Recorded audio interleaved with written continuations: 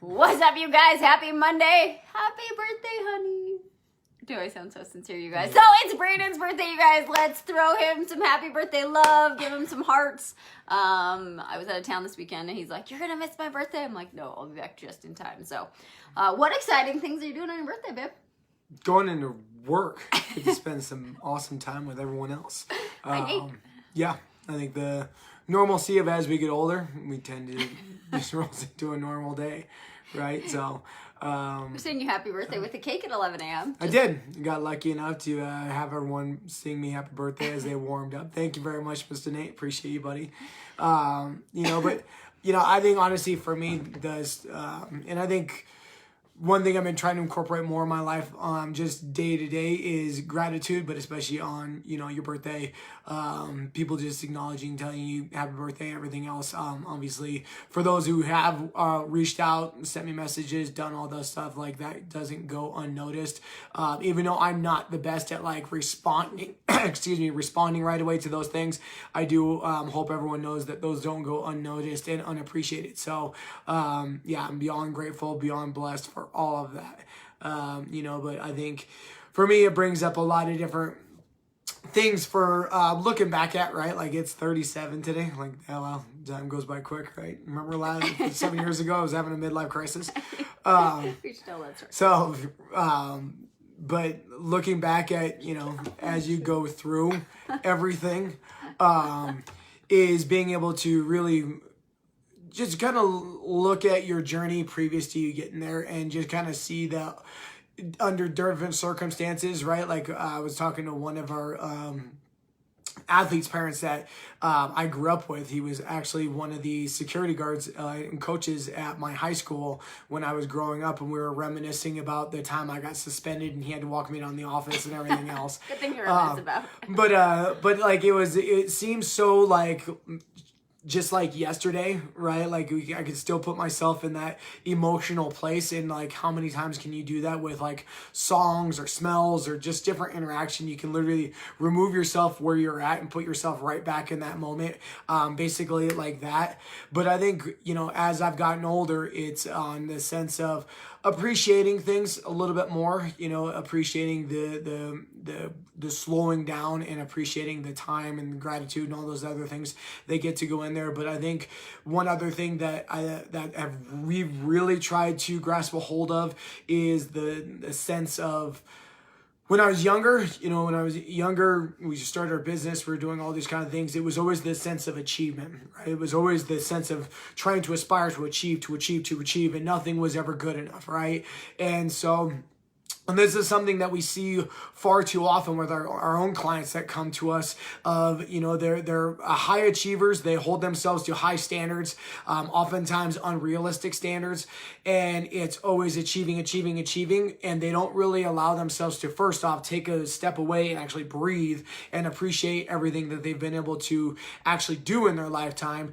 But at the same sense of understanding that they're checking all the boxes, they're doing all the things, and they're looking at it like they got all these time frames, right? Like, yet again, like today I'm turning 37, but it's on that same sense of like, well, if I haven't been here, I haven't accomplished. If I'm not making $10 million a year by the time I'm 37, I haven't arrived, and I can't celebrate. I can't do all these kind of things.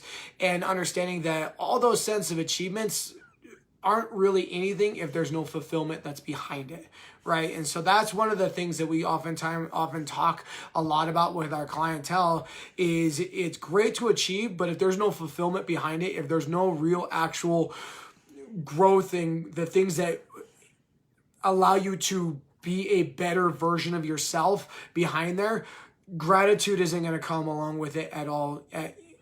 It isn't going to couple up with that, right? Well, and I think it's something we've been talking a lot with our clients about. And, we work with what a lot of you guys are that watch this. You're high achievers, you're go-getters, you're the doers of the world, right? And a lot of you were athletes, you're still athletes, you're entrepreneurs, you're those people that are going for the things. And what we see with so many people that we're working with is that we have the things, like Brandon said, we've checked off the boxes, but they don't feel like they have a purpose and they don't feel fulfilled, right? And this is probably could be you, and you're like, okay, well, I got the things, and now what do I do? And so what we're going to spend a lot of time with you guys, and what we do with our clients, is helping to understand is what do you need to be fulfilled? What does that mean to you? What's that deeper level? Because like Brandon said, we're checking the boxes, we're doing the things, you're hitting the marks, and you're like, but I'm not happy. I don't feel the way I want to feel, right? I don't feel like I have these things in my life that I thought once I got XYZ that I would feel this certain way, right? And so you hear us talk all the time about, most of us are searching for an external thing to give us an internal feeling.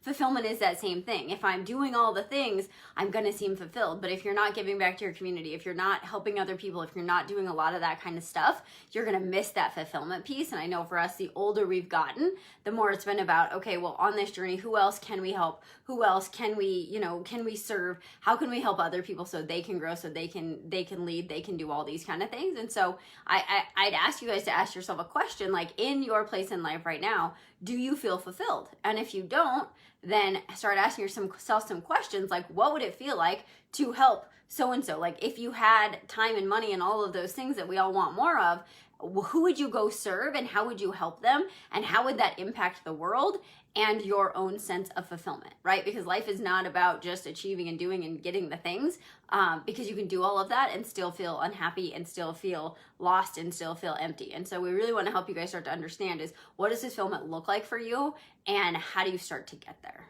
Well, and if you're looking at the needs, the two spiritual needs that we need in order to gain fulfillment in our lives is, first off, growth, and the other one is contribution, right? And so no matter what, we're either growing or dying, right? And so, I think, at least for me, on my birthday is that reflection of seeing just where I have grown, right? Before, forever, it was always the sense of, where have I grown as an athlete, right? Am I moving myself closer to be able to compete to be the fittest person in the world? Or am I moving myself closer to being a college football player? Am I right? But on the same sense of am I growing in my relationships? Am I growing as a dad? Am I growing as a brother? Am I growing as a son? Am I growing in all these different areas, right? And I mentioned, I think the most crucial for all of us is, how am I contributing, right? Like, that's great to check off all these boxes, but how am I contributing? How am I contributing to my kids? How am I contributing to my wife? How am I contributing to our community, to our gym, all these different things, right?